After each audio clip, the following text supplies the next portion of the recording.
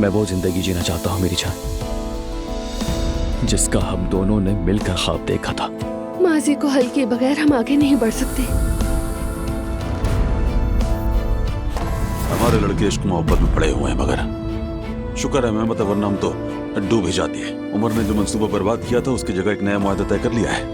आज उस पर सिग्नेचर हो जाएंगे। इस टेंडर के लिए तुमसे बेहतर पेशकश करने वाला एक और भी है।